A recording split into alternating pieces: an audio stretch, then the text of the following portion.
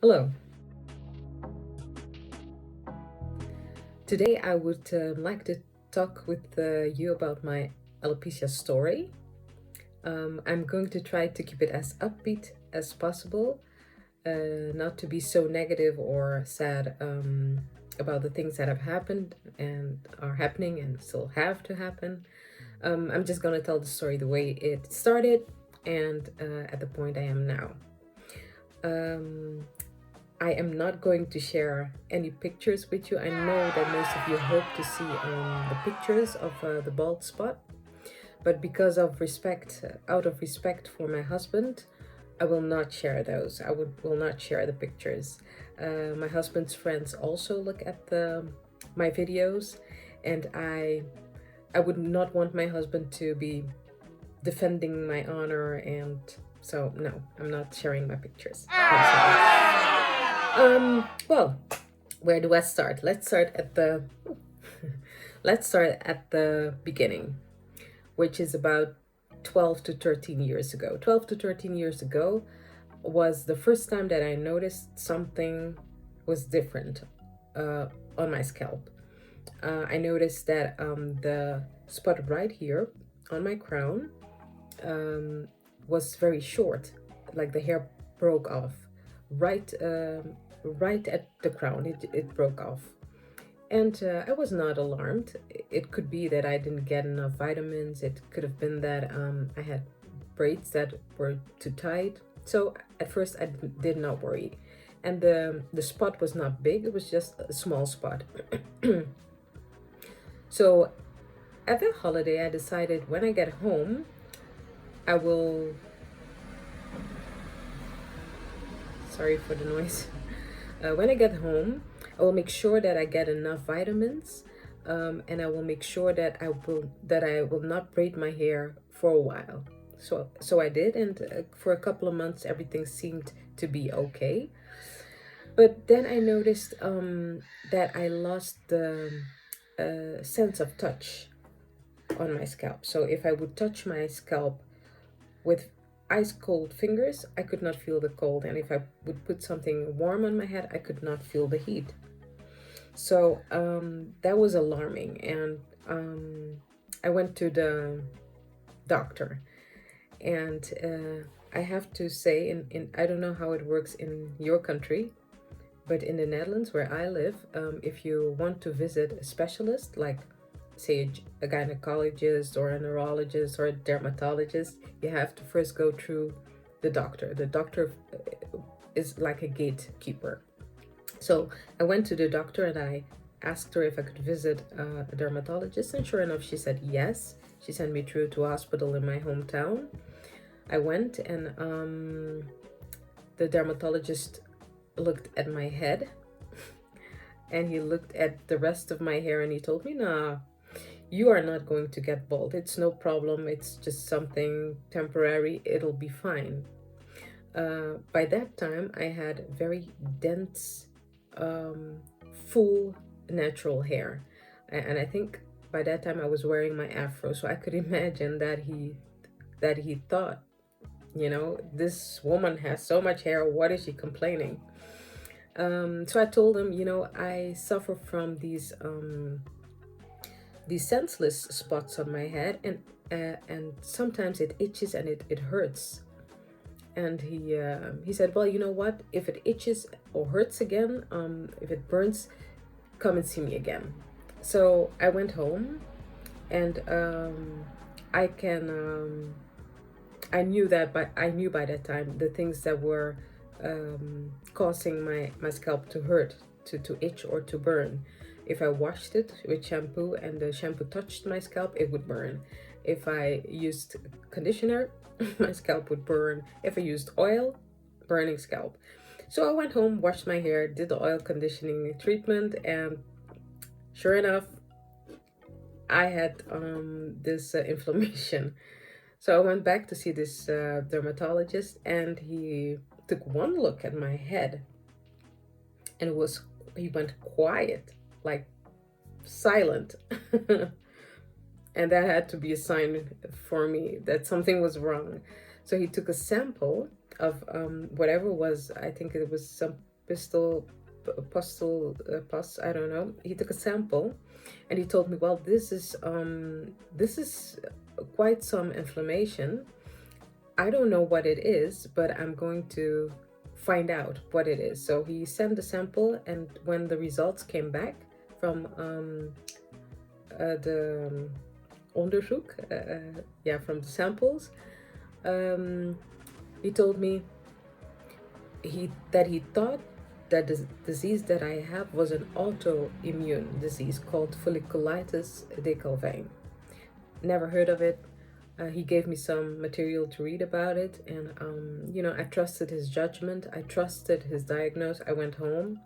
So, a few years went by. The inflammation, say, pretty much stopped at a point, but the hair loss, it like exploded. I started to lose hair, like so much hair, and by the time I think I already also started with my locks in order to, yeah, to at least touch my scalp. And so I went to the doctor, the gatekeeper, again, and I asked her, please, could you send me to a dermatologist again, but not to the same. I want a second opinion because it's strange. I'm like really losing a lot of hair. I'm getting this bald spot, and the things I read about folliculitis decalvane, I'm not sure if that is what I have. And so she looked at my bald spot and she agreed I could go visit another doctor in the same hospital in my hometown.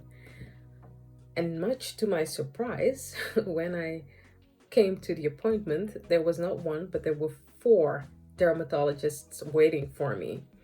And one of them was the dermatologist that had told me that I had folliculitis decalvane. They took turns looking at my scalp. Then they went and they talked amongst each other, some medical terms. I did not understand the conversation. But then afterwards, one of them stepped forward and told me, well, they think it's an autoimmune disease. They didn't know what it was exactly. But yeah, bottom line was they couldn't help me. They were sorry, but they could not help me. So I asked them, well, I'm getting bald now, as you can see the bald spot, which was still very, very, very small. Will my hair grow back? And then the lady dermatologist said, no, it will not grow back because there are no more follicles there. And so I have to tell you, that was a hard part, because that's the moment I realized that bald spot is there to stay. And by that time, the bald spot was really like teeny weeny small, but I was so upset about it because like my hair, I'm not particularly fond of having 4C hair, but the one thing I was really proud of was the density of my hair. My hair is very dense. It used to be very dense. So I went home and I cried. Oh my God, I cried, but I'm gonna keep this upbeat, so let's not think about that too much. I went home. I was devastated, and I started to do research. Much too late. I do realize now, much too late. I started to do research. I looked through internet to find more information about hair loss, about alopecia. I looked at videos on YouTube, and that's when I first heard about Ccca, which is a type of alopecia, a scarring type of alopecia. And I was pretty sure that was exactly what I had. That's what I thought I had. I devoured everything I read about Ccca. I will leave a link in the description box, or some information in the description box about CCCA. If you don't know what it is, you can check my description box for more information. So a year went by, 2 years went by, and the spot was growing and growing and growing and growing, and I was sad. I was really depressed, and my family, my loved ones, they encouraged me to go see another dermatologist for a third opinion. But at first, I was reluctant to go to the gatekeeper, my doctor, again. So at first, I didn't want to go, but then at one point, I could not cover the bald spot anymore with my locks. And that's when I decided, you know what? I got nothing to lose. I'm going to make another appointment. So I went to the doctor, showed her the bald spot, and yes, she agreed with me. She gave me an appointment at a hospital in Amsterdam, which is a bigger city in the Netherlands. And the appointment was with a female doctor, with a lady, and she was a doctor, a woman of color, which I didn't even know we had. So I went to the dermatologist in Amsterdam, and she looked at my scalp, asked me some questions, she did some exams, and then she confirmed to me, I'm sorry, and then she confirmed to me, indeed, it is CCCA. Well, she didn't need to give me more information because I already had, got all my information on internet and on YouTube. What she did say was that she could not help me get my hair back because indeed the follicles were all gone. We could do damage control because this type of alopecia, it spirals.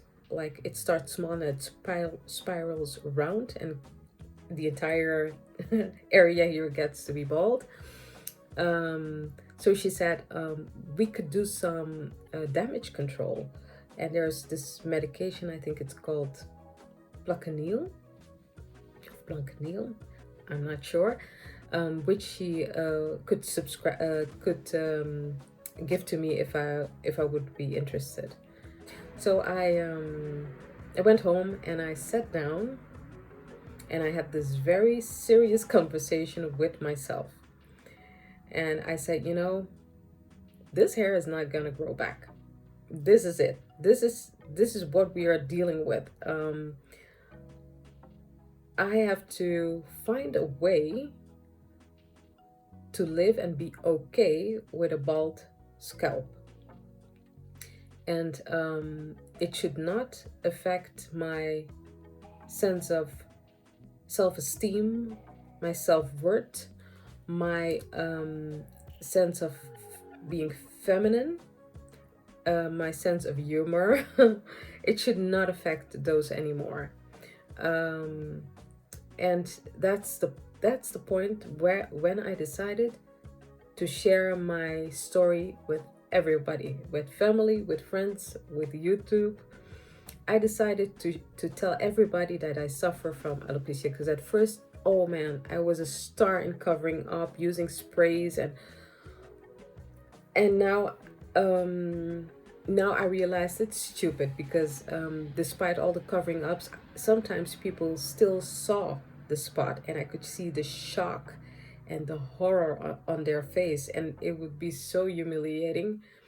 And now not to feel so humiliated anymore, I thought, I am going to tell it straight away so they know if they see it, they won't be so shocked. Well, one of my subscribers, she said it excellent. She said, when I first talked about my alopecia, she said, your hair does not define you. And she's right. Later, I thought, this lady is absolutely right. The alopecia does not change the person that I am. I am still me. I am still the exact same really bad speaking, witty person I am. And even if I shave off my hair, or even if I take a wig to cover my bald spots, even if I decide to continue with these locks and having a bald spot, whatever I decide to do with my hair, it doesn't matter because it's not my hair that makes me me. It's me who makes me me. You still get it? Well, I wanted to share this story with you. Um, so, if you're out there and you're suffering from alopecia, you're not the only one. There's a lot of us.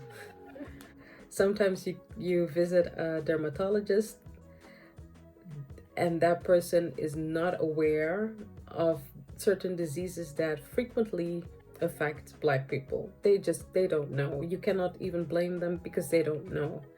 It's our duty, it's our job to do research. That's the one thing I have learned, and that's the one thing I really want to share with everyone who's watching this video. Do your research. Do your research. And if you are at the beginning of this alopecia situation, make sure to keep tension away from your hair. Keep tension away. Do not braid very tightly. Do not use weaves and those little braids that are very tight. Make sure you get your vitamins. And yeah, try not to pull too much on your hair. Try not to manipulate your hair too much. Try not to have all those relaxers and other chemicals where you can process your hair with. I know my English is not perfect, but I hope that my message gets through. I hope I have kept it a little bit upbeat, that it's not all too sad. And if you're at home watching this and you do feel sad, I feel you. I know what you're going through. And it's okay initially to be sad and cry it out. But then, get yourself together, find a strategy, and live your life. Be yourself. Your hair does not define you, like my subscriber said. Well, that was it. Thank you for watching this video. No need to leave thumbs up and absolutely no need to subscribe. My next video will be one of the lock series again, and most probably I will make a video regarding locks and alopecia, the effects that locks have on alopecia or vice versa. I wish you the best. Bye.